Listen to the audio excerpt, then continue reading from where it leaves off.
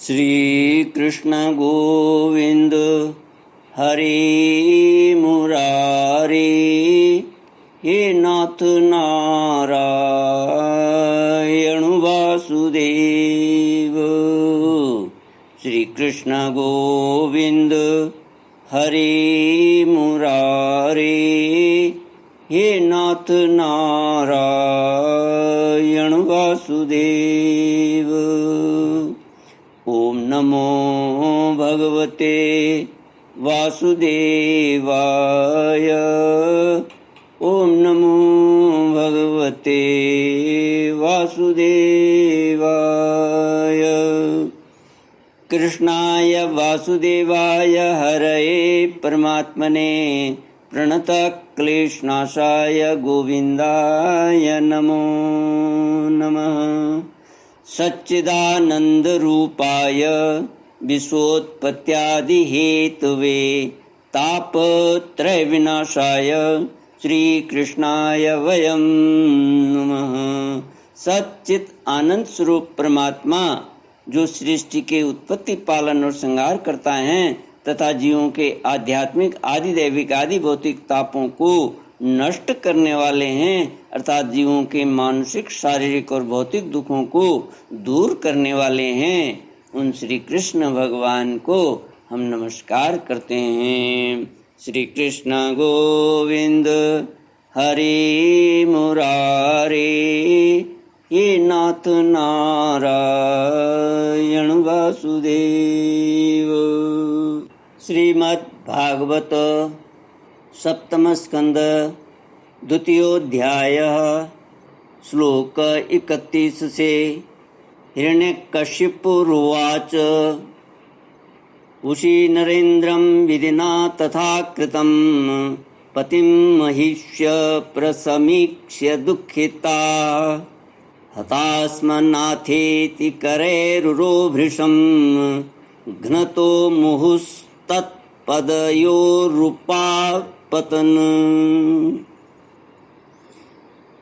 हिरण्यकशिपु अपने परिवारजनों को, अपनी माता आदि सभी परिवार लोगों को उसी नरेश के युद्ध में मारे जाने की और उसकी दुर्दशा, युद्ध में उसकी दुर्दशा होने पर कथा सुनाते हैं। हिरण्यकशिपु आगे कहते हैं कि उसी नरदेश के राजा जो युद्ध में मारा गया था, उसकी रानियों को दैववश अपने पतिदेव उसी नरेश की यह दशा देखकर बड़ा दुख हुआ। वे हा नाथ, हम अभागिनी तो बेमौत मारी गईं, यूं कहकर बार बार जोर से छाती पीटती हुई अपने स्वामी के चरणों के पास गिर पड़ीं। वे जोर जोर से इतना रोने लगीं कि उनके कुछ कुमकुम से मिलकर बहते हुए लाल लाल आंसुओं से प्रियतम के पाद पद्म पखार दिए। उनके केश और गहने इधर उधर बिखर गए। वे करुण क्रंदन के साथ विलाप कर रही थीं, जिसे सुनकर मनुष्यों के हृदय में शोक का संचार हो जाता था। हाय, विधाता बड़ा क्रूर है। स्वामिन, उसी ने आज आपको हमारी आंखों से ओझल कर दिया। पहले तो आप समस्त देशवासियों के जीवनदाता थे, आज उसी ने आपको ऐसा बना दिया कि आप हमारा शोक बढ़ा रहे हैं। पतिदेव, आप हमसे बड़ा प्रेम करते थे, हमारी थोड़ी सी सेवा को भी बड़ी करके मानते थे। हाय, अब आपके बिना हम कैसे रह सकेंगी। हम आपके चरणों की चेरी हैं। वीरवर, आप जहाँ जा रहे हैं वहीं चलने की हमें भी आज्ञा दीजिए। वे अपने पति की लाश पकड़कर इसी प्रकार विलाप करती रहीं। उस मुर्दे को वहाँ से दाह के लिए जाने देने की उनकी इच्छा नहीं होती थी। इतने में ही सूर्यास्त हो गया। उस समय उसी नर राजा के संबंधियों ने जो विलाप किया था उसे सुनकर वहाँ स्वयं यमराज बालक के वेश में आए और उन्होंने उन लोगों से कहा, श्री कृष्ण गोविंद हरे मुरारे, हे नाथ नारायण वासुदेव। यमराज बोले, बड़े आश्चर्य की बात है, ये लोग तो मुझसे सयाने हैं, बराबर लोगों का मरना जीना देखते हैं, फिर भी इतने मूढ़ हो रहे हैं। अरे यह मनुष्य जहाँ से आया था वहीं चला गया। इन लोगों को भी एक न एक दिन वहीं जाना है, फिर झूठ मूठ ये लोग इतना शोक क्यों करते हैं? हम तो तुमसे लाख गुने अच्छे हैं, परम धन्य हैं, क्योंकि हमारे माँ बाप ने हमें छोड़ दिया है। हमारे शरीर में पर्याप्त बल भी नहीं है, फिर भी हमें कोई चिंता नहीं है। भेड़िए और हिंसक जंतु हमारा बाल भी बांका नहीं कर पाते। जिसने गर्भ में रक्षा की थी वही इस जीवन में भी हमारी रक्षा करता रहता है। देवियों, जो अविनाशी ईश्वर अपनी मौज से इस जगत को बनाता है, रखता है और बिगाड़ता है, उस प्रभु का यह एक खिलौना मात्र है। वह इस चराचर जगत को दंड या पुरस्कार देने में समर्थ है। भाग्य अनुकूल हो तो रास्ते में गिरी हुई वस्तु भी ज्यों की त्यों पड़ी रहती है, परंतु भाग्य के प्रतिकूल होने पर घर के भीतर तिजोरी में रखी हुई वस्तु भी खो जाती है। जीव इतना किसी सहारे के दैव की दया दृष्टि से जंगल में भी बहुत दिनों तक जीवित रहता है, परंतु दैव के विपरीत होने पर घर में सुरक्षित रहने पर भी मर जाता है। रानियों, सभी प्राणियों की मृत्यु अपनी पूर्व जन्मों की कर्म वासना के अनुसार समय पर होती है और उसी के अनुसार उसका जन्म भी होता है, परंतु आत्मा शरीर से अत्यंत भिन्न है, इसलिए वह उसमें रहने पर भी उसकी जन्म मृत्यु आदि धर्मों से अछूता ही रहता है। जैसे मनुष्य अपने मकान को अपने से अलग और मिट्टी का समझता है, वैसे ही यह शरीर भी अलग और मिट्टी का है। मोहवश वह इसे अपना समझ बैठता है। जैसे बुलबुले आदि पानी के विकार, घड़े आदि मिट्टी के विकार और गहने आदि स्वर्ण के विकार समय समय पर बनते हैं, रूपांतरित होते हैं तथा नष्ट हो जाते हैं, वैसे ही इन्हीं तीनों के विकार से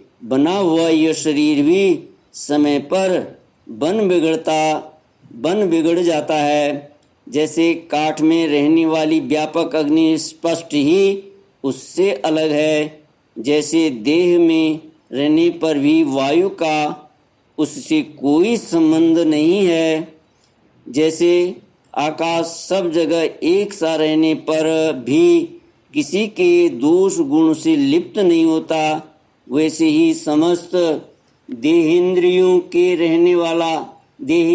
में रहने वाला और उनका आश्रय आत्मा भी उनसे अलग और निर्लिप्त है।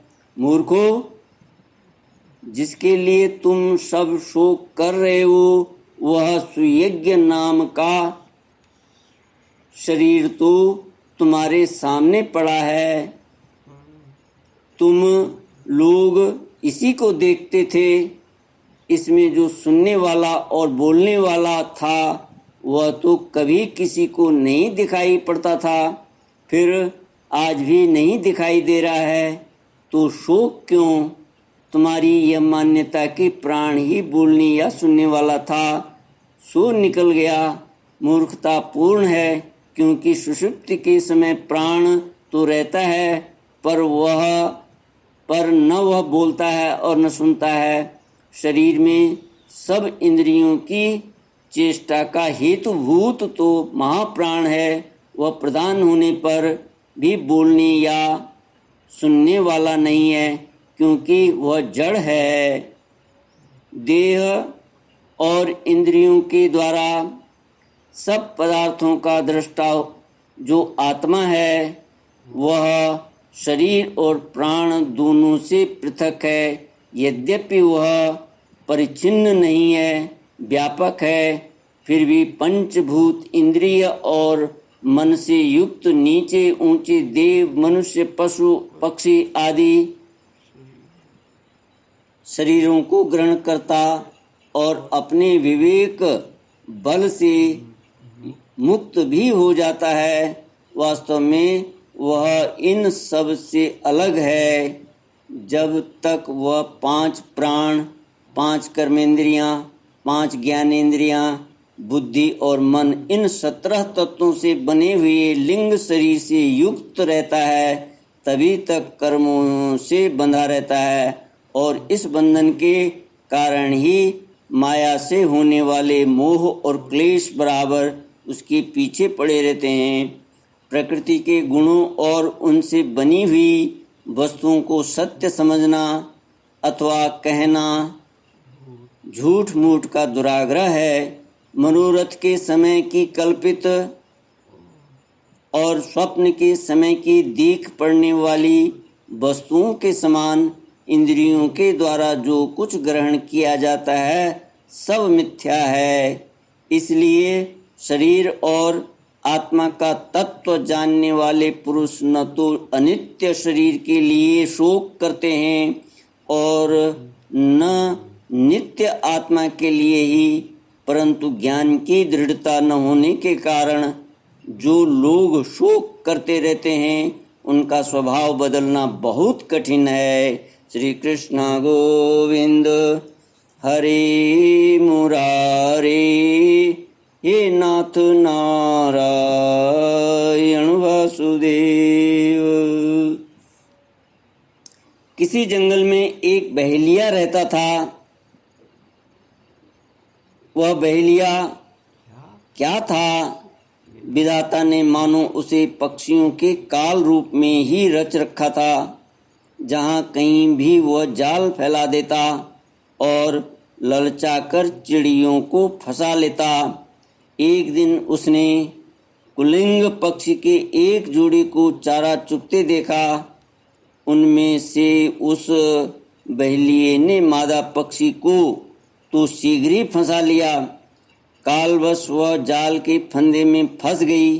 नर पक्षी को अपनी मादा की विपत्ति को देखकर बड़ा दुख हुआ। वह बेचारा उसे छुड़ा तो सकता न था। स्नेह से उस बेचारी के लिए विलाप करने लगा।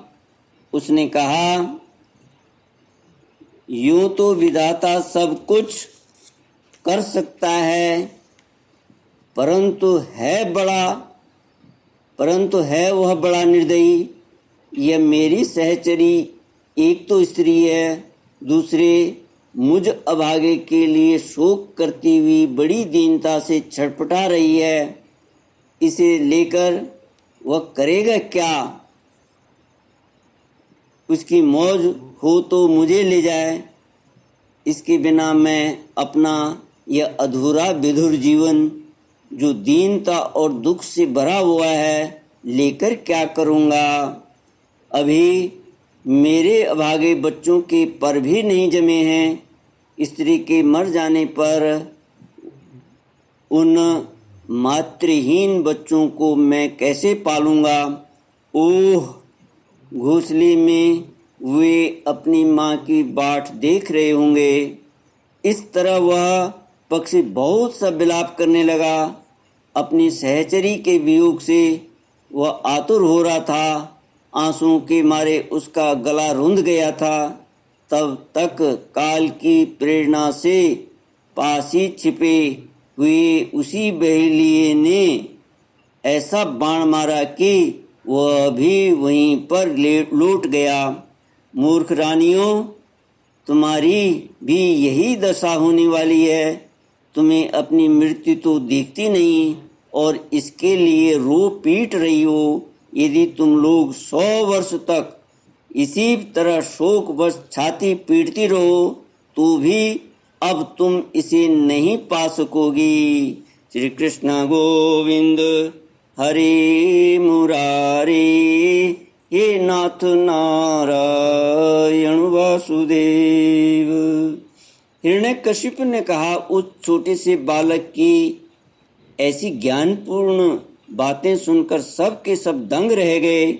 उसी नर नरेश के भाई बंधु और स्त्रियों ने यह बात समझ ली कि समस्त संसार और इसके सुख दुख अनित्य एवं मिथ्या हैं। यमराज यह उपाख्यान सुनाकर वहीं अंतर्धान हो गए। भाई बंधुओं ने भी सुयज्ञ की अंत्येष्टि क्रिया की। इसलिए तुम लोग भी अपने लिए या किसी दूसरे के लिए शोक मत करो। इस संसार में कौन अपना है और कौन अपने से भिन्न, क्या अपना है और क्या पराया।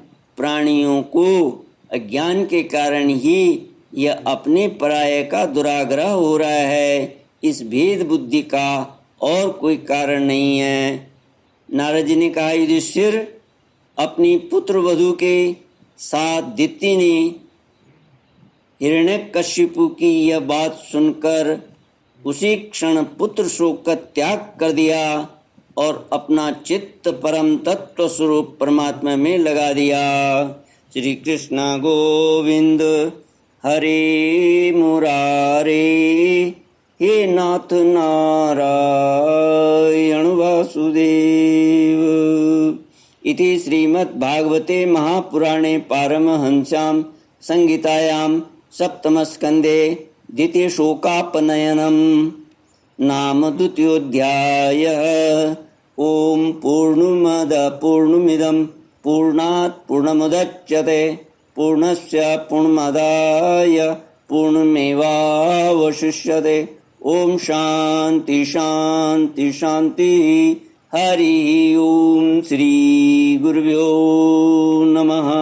हरि ओम।